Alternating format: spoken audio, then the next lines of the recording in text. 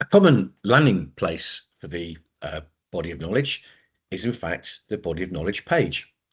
Body of knowledge page has a summary of what the body of knowledge is, but most of us will want to get into the knowledge outline, which is where all the content is kept. We can access all of the information in the block here.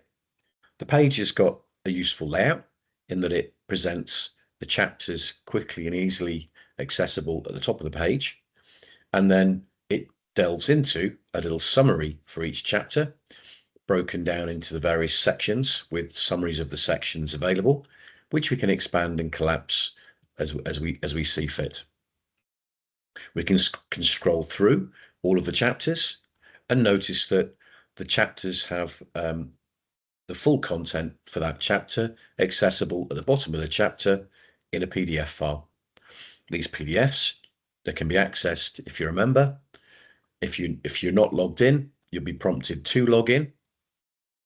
And as soon as you're logged in, it'll allow you to open the content and you can browse the chapter to your heart's content.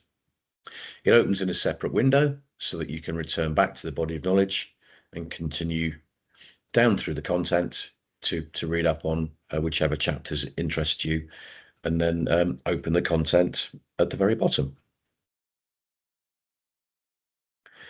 There is quite a bit of content. The sections here are split up into summary and introduction, the rationale for the body of knowledge. It then has concepts, principles, and components, which talk about the meat of the body of knowledge. We then break out into how to make this happen and talk about building a capability, where we outline the building blocks and how to turn them into a delivery solution, and outline the introduction to a big journey. We make recommendations as to how to get big as a concept onto the executive agenda. The appendices are where lots of the reference content exists. For example, we have all kinds of models, examples that you can reuse, models for agendas. We have examples of management information and data schemes. There's an example data model here for the whole thing, which you can access within the PDF.